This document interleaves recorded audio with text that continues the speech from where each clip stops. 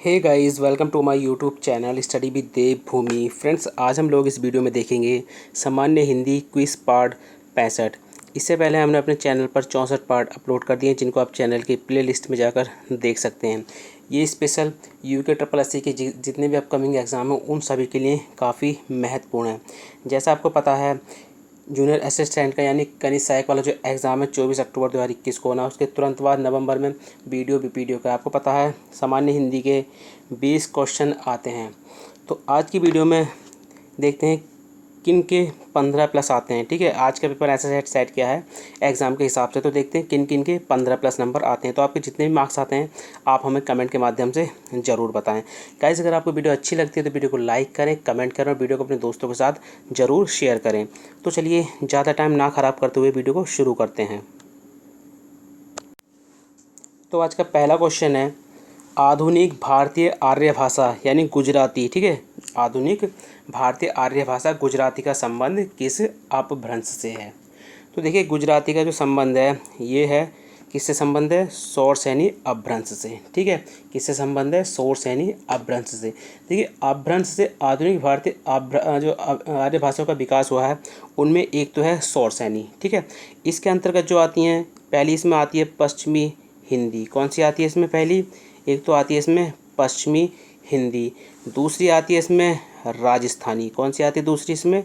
राजस्थानी। ठीक है, तीसरी आती है इसमें गुजराती। कौन सी आती है? गुजराती। ठीक है, उसके बाद आती है ये अर्धमागधी। ठीक है, कौन सी आती है? अर्धमागधी। तो अर्धमागधी में जो आती है ये कौन सी आती है? पूर्वी हिंदी। ठीक है, पूर्वी हिंदी किस में आती है? अर्धमागधी में। ठीक है, पूर्वी हिंदी। उसके बाद आती है मागधी।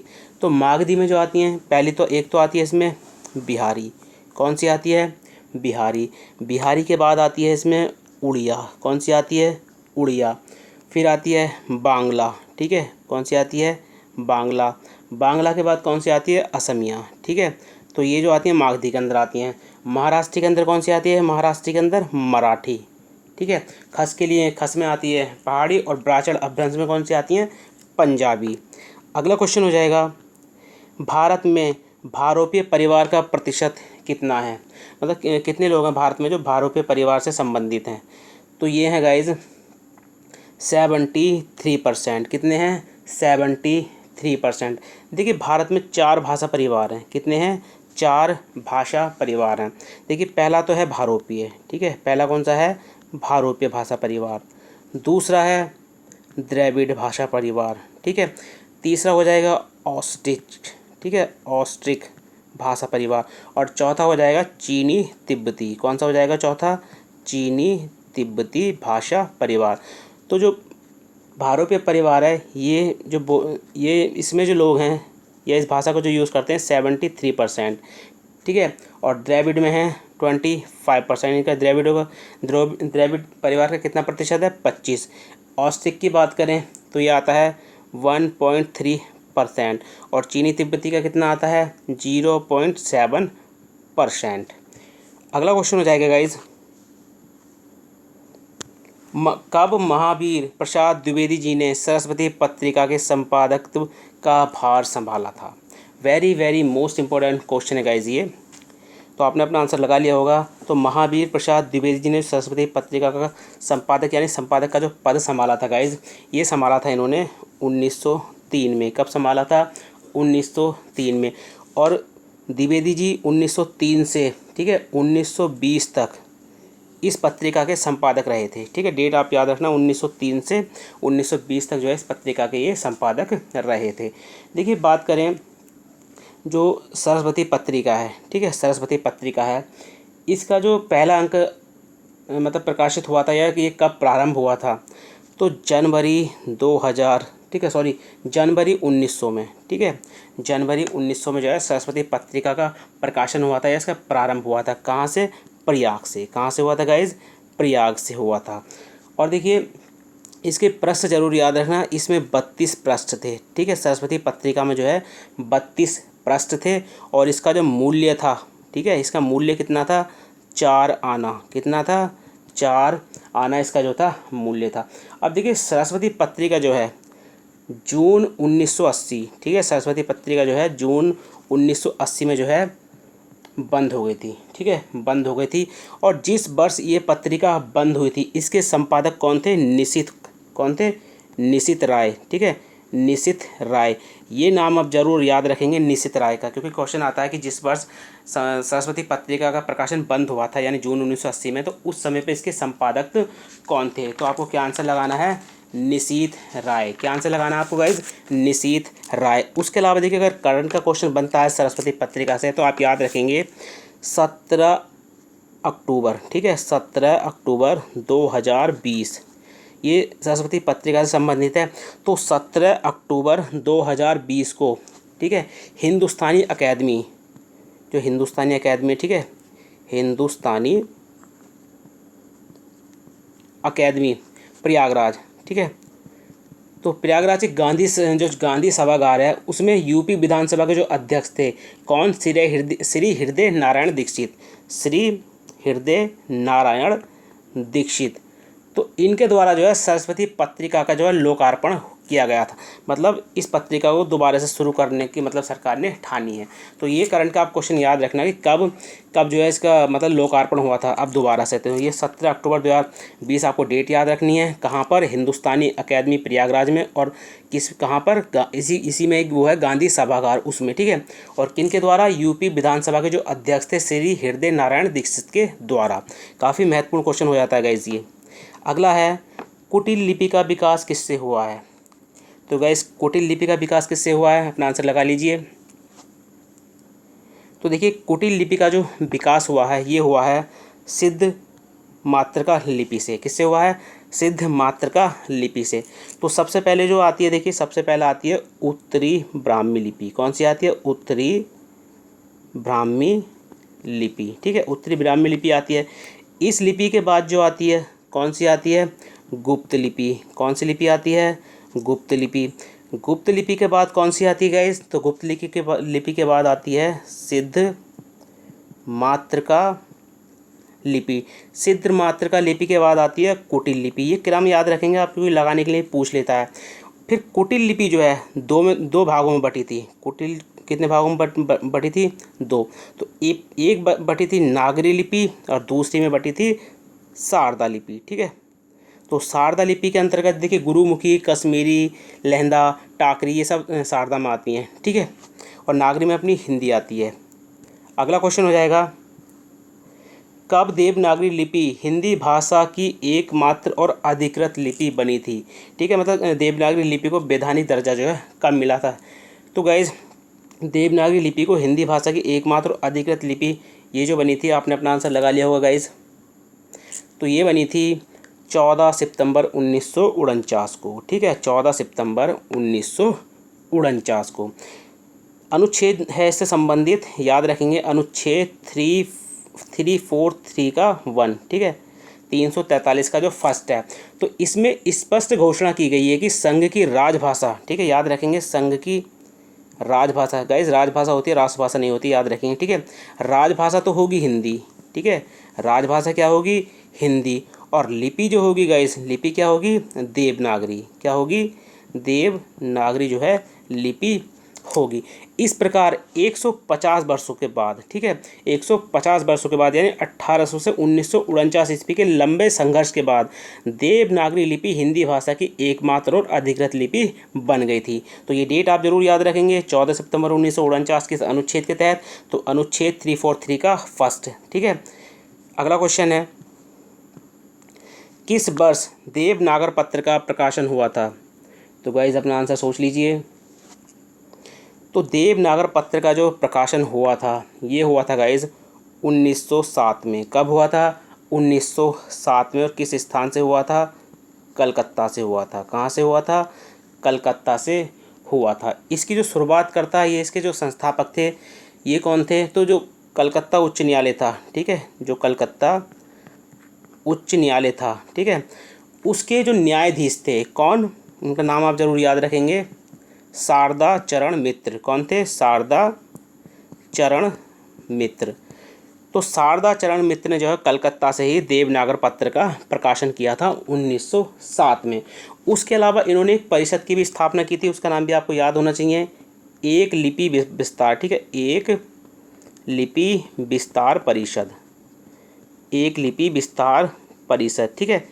इसकी जो स्थापना की थी ये भी किसने की थी, शारदाचरण मित्र ने। कब, डेट आप याद रखेंगे, अगस्त 1907 में ही, ठीक है। और ये काफ़ी महत्वपूर्ण क्वेश्चन गाइज हो जाता है। अगला क्वेश्चन है, किसी शब्द या वाक्य के ऊपरी रेखा को किस नाम से जाना जाता है।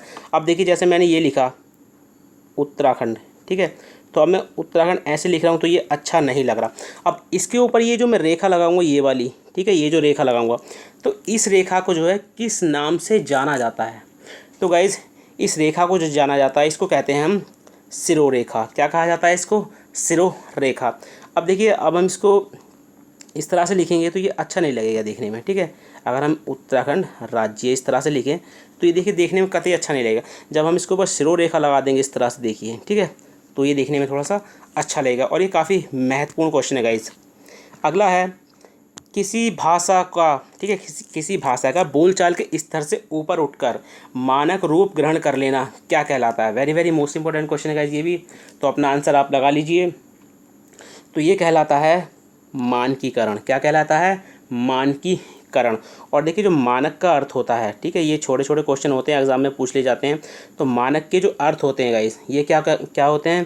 देखिए एक तो होता है आदर्श, क्या होता है, एक तो होता है आदर्श, ठीक है, आदर्श। एक होता है श्रेष्ठ, क्या होता है, एक होता है श्रेष्ठ। और क्या होता है, परिनिष्ठित, ठीक है, परिनिष्ठित। तो ये मानक के जो है क्या होते हैं, ये अर्थ होते हैं।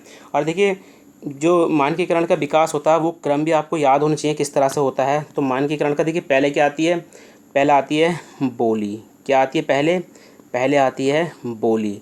बोली के बाद क्या आती है, भाषा, ठीक है। और भाषा के बाद क्या आती है, मानक भाषा, ठीक है। तो ये इसका एक क्रम है, ये जो आपको याद होना चाहिए, ठीक है। तो पहले बोली, फिर उसके बाद बोली क्या बनती है, भाषा, फिर भाषा के बाद मानक भाषा। अगला क्वेश्चन है, नवा विश्व हिंदी सम्मेलन कहाँ आयोजित हुआ था। अगर गाइज आपने हमारी जो हिंदी विश्व सम्मेलन से संबंधित 3 वीडियो हैं उनको आप चैनल की प्लेलिस्ट में जाकर देख सकते हैं। आपके विश्व हिंदी सम्मेलन से एक भी क्वेश्चन गलत नहीं होगा अगर आपने वो तीनों वीडियो देख ली तो। मैं आंसर इस वीडियो के डिस्क्रिप्शन में वो मतलब दे दूंगा उसका लिंक, और इस वीडियो के लास्ट में भी दे दूंगा, ठीक है। तो नवा विश्व हिंदी सम्मेलन जो आयोजित हुआ था गाइज, ये कहाँ पर हुआ था, मैंने ट्रिक भी बताई थी, ना से, ठीक है। तो ना है तो जोहान्सबर्ग, ठीक है, कहाँ पर हुआ था ये, जोहान्सबर्ग में। और जोहान्सबर्ग कहाँ पर है, दक्षिण। चलिए कमेंट के माध्यम से बताइए, मैं इसका आंसर नहीं बता रहा आपको कि जोहान्सबर्ग कहाँ पर स्थित है, ठीक है। जोहान्सबर्ग जो है कहाँ पर स्थित है, मैंने कई बार वीडियो में बताया है ये जो विश्व हिंदी सम्मेलन है। तो बताइए जोहान्सबर्ग जो है कहाँ पर स्थित है। यहाँ पर जो हुआ था ये हुआ था सितंबर 2012 में। कब हुआ था, सितंबर 2012 में हुआ था, ठीक है। तो 9वां था विश्व हिंदी सम्मेलन जो दिसंबर 2012 में हुआ था, कहाँ पर हुआ था, जोहान्सबर्ग में। जोहान्सबर्ग कहाँ पर स्थित है, आप कमेंट के माध्यम से हमको बताएं। अगला क्वेश्चन है ना, ठीक है, ये वाला जो ना होता है ये, तो ये ना का संबंध किस वर्ग से है, ठीक है। तो ये इसका जो संबंध है गाइस ये है च वर्ग से, ठीक है। अब देखिए च वर्ग में कौन कौन से आते हैं, पहला तो आ जाता है च, ठीक है, फिर आ जाता है छ, ठीक है, फिर आ जाता है ज, फिर आता है झ, और फिर ये वाला ना आता है, ठीक है। तो पहला, दूसरा, तीसरा, चौथा और पांचवा।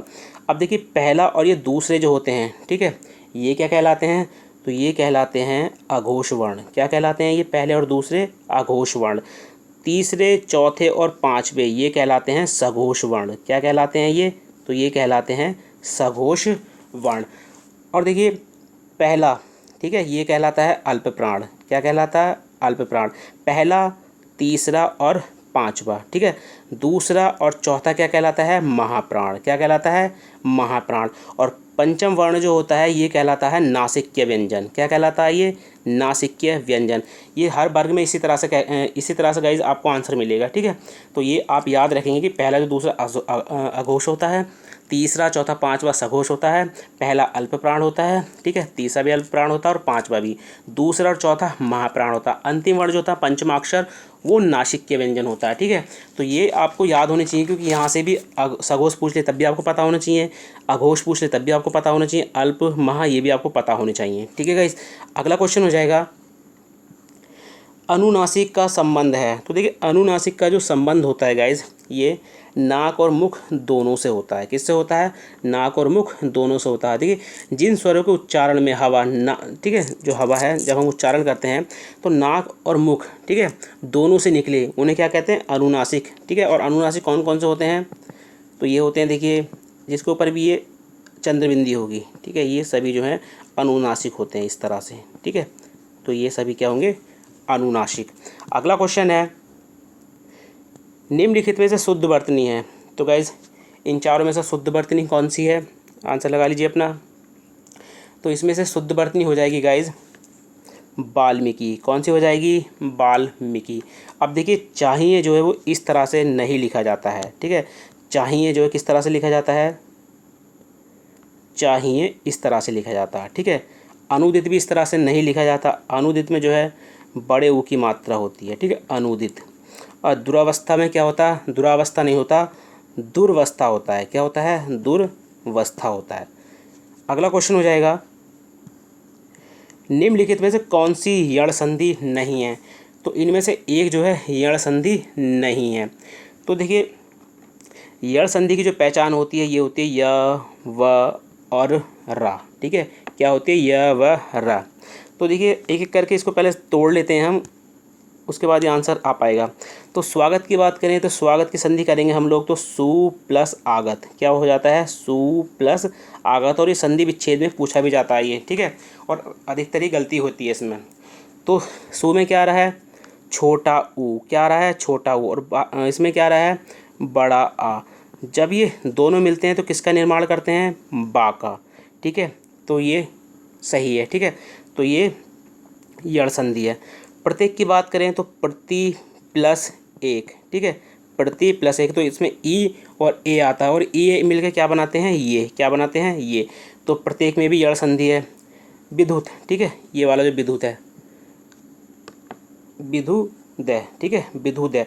अब देखिए विधुदय की अगर हम संधि करें, ठीक है, अगर विधुदय की हम संधि करें तो ये क्या हो जाएगी? तो ये हो जाएगी गाइज विधु, छोटे ऊ में कन्वर्ट हो जाएगी ये, प्लस उदय। तो देखिए विधु में छोटा ऊ और लास्ट में क्या है? छोटा ऊ। और ये दोनों मिलके क्या बनाएंगे? बड़ा ऊ। और ये ऊ किसकी पहचान होती है गाइज? तो ये होती है दीर्घ संधि की। किसकी पहचान होती है? ये दीर्घ संधि की। अब देखिए अन्वेषण में भी यण संधि होगी, तो इसमें विद्युत जो है यण संधि का उदाहरण नहीं है। किसका है ये है दीर्घ संधि का, ठीक है। अगला क्वेश्चन हो जाएगा तत्सम तद्भव का कौन सा युग्म सही नहीं है?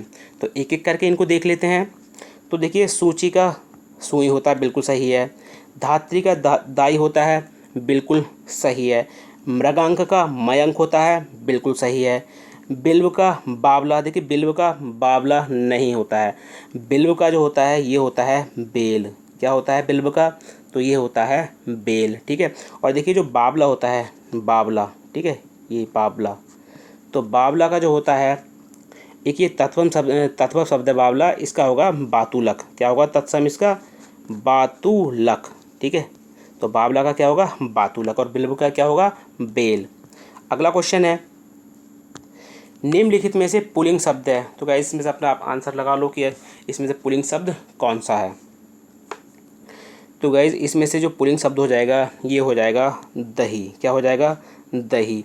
अब देखिए अब आपके दिमाग में आ रहा होगा जो ई का रांत होते हैं, ठीक है, ई का रांत वर्ड होते हैं वो सभी प्राय स्त्रीलिंग कहलाते हैं। क्या कहलाते हैं? स्त्रीलिंग कहलाते हैं।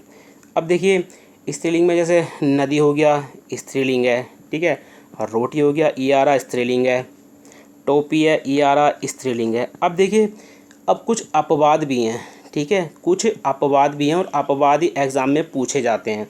तो देखिए बात करें हम हाथी की तो इसमें भी ई आ रहा, लेकिन ये स्त्रीलिंग नहीं है, ये पुल्लिंग शब्द है। दही ई आ रहा लेकिन ये पुल्लिंग है, स्त्री, ठीक है, ये पुल्लिंग वर्ड है, स्त्रीलिंग नहीं है, अपवाद हैं, ठीक है। स्त्रीलिंग होते हुए भी ये पुल्लिंग है, ठीक है, इसमें इकारांत आ रहा है। उसके अलावा पानी भी काफ़ी पूछा जाता है, तो पानी को भी अधिकतर लोग क्या लगा देते हैं, स्त्रीलिंग, लेकिन ये क्या है, पुल्लिंग वर्ड है। तो आपको याद रखना, हाथी, दही, पानी, ये पुल्लिंग वर्ड हैं। अगला क्वेश्चन है, निम्नलिखित में से शुद्ध वाक्य को पहचानिए। तो इनमें से शुद्ध वाक्य कौन सा है, तो एक एक करके इनको डिस्कस कर लेते हैं पहले हम लोग। तो इन दोनों घरों में एक दीवार है, ठीक है, तो में नहीं होता, ठीक है, के बीच, इन दोनों घरों के बीच एक दीवार है। तुझसे मुझे क्या लेना देना, तुझसे मुझे क्या लेना देना, ये बिल्कुल सही है। उसे कह दो कि भाग जाए, उसे नहीं होता, उससे कह दो, ठीक है, उससे कह दो कि भाग जाए। लड़का मिठाई को रोता है, ये को नहीं होता, के लिए होता है, ठीक है, लड़का मिठाई के लिए रोता है। अगला क्वेश्चन है, यह कार्य मैं आप ही कर लूँगा, कौन सा सर्वनाम है, ठीक है। तो सर्वनाम से आपको पता है एक ना एक क्वेश्चन आता ही है। तो यह कार्य मैं आप ही कर लूँगा में कौन सा सर्वनाम होगा, तो इसमें कौन सा सर्वनाम होगा, निजवाचक सर्वनाम, ठीक है। और निजवाचक सर्वनाम में क्या आता है, आप, किस में आता है ये, निजवाचक सर्वनाम में। जैसे आप, अपने आप, स्वयं या खुद के लिए ये जो है प्रयोग किया जाता है। तो आप याद रखने ये काफ़ी महत्वपूर्ण क्वेश्चन है। अगला है, निम्नलिखित में से विभीषिका किसका पर्यायवाची शब्द है। Very very most important question है गाइज ये। तो आपने अपना आंसर लगा लिया होगा। तो विभीषिका देखिए किसका पर्यायवाची है, तो ये है भय का। किसका है, भय का। देखिए भय का एक भीति काफ़ी पूछा जाता है, भीति, ठीक है, भीति, और डर तो होता ही है भय का, ठीक है। और तीसरा कौन सा होता है, विभीषिका। तो भय के आपको तीनों याद रखने हैं, एक तो होता है भीति, ठीक है, डर और विभीषिका। अगला क्वेश्चन है, रुक्ष किसका विलोम शब्द है। तो गाइज रुक्ष किसका विलोम शब्द है, आंसर लगा लीजिए अपना। तो रुक्ष जो है ये है मैसरण का। किसका है, मैसरण का। ए ऑप्शन जो है हमारा राइट हो जाएगा। अगला क्वेश्चन है, गोद में सोने वाली स्त्री के लिए एक शब्द है, ठीक है। तो गोद में सोने वाली स्त्री के लिए जो एक शब्द होता है गाइज, अपना आंसर लगा लीजिए। तो गोद में सोने वाली स्त्री के लिए जो एक शब्द होता है ये होता है अंकसायनी। क्या होता है, अंकसायनी। तो गाइज़ ये थे आज के सामान्य हिंदी के 20 महत्वपूर्ण क्वेश्चन जो हमने यूके SSS के सिलेबस के अकॉर्डिंग बनाया था। आपके 20 में से जितने भी मार्क्स आए हों गाइज़, ठीक है, आप हमें कमेंट के माध्यम से ज़रूर बताएं। और जहाँ पे आपकी गलती हुई है क्वेश्चन में, आप उस पोर्शन को अच्छी तरह से तैयार करें, क्योंकि गलती आप ना करें, क्योंकि इस बार काफ़ी अच्छा चांस है, क्योंकि काफ़ी अच्छी पोस्ट हैं, ठीक है। तो आप पढ़ाई को ज़्यादा से ज़्यादा टाइम दो। गाइज़ अगर आपको वीडियो देखिए अच्छी लगती है या अच्छी लगी हो, आपको 1% भी अच्छी लगी हो, तो प्लीज़ वीडियो को सबसे पहले तो आप लाइक कर दें। उसके बाद आप कमेंट के माध्यम से हमें बताएं कि वीडियो आपको कैसी लगी, आपका कोई जवाब है। उसके अलावा आप वीडियो को अपने दोस्तों के साथ शेयर कर सकते हैं, फेसबुक ग्रुप पे कर सकते हो, व्हाट्सएप ग्रुप पे कर सकते हो, टेलीग्राम ग्रुप पे कर सकते हो। तो जहाँ भी आपके दोस्त हैं और जहाँ पे आप शेयर करना चाहते हो तो आप वीडियो को शेयर कर सकते हो।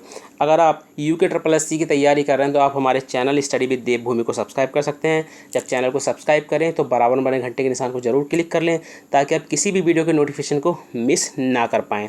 तो चलिए मिलते हैं अपनी नेक्स्ट वीडियो में। Thank you for watching.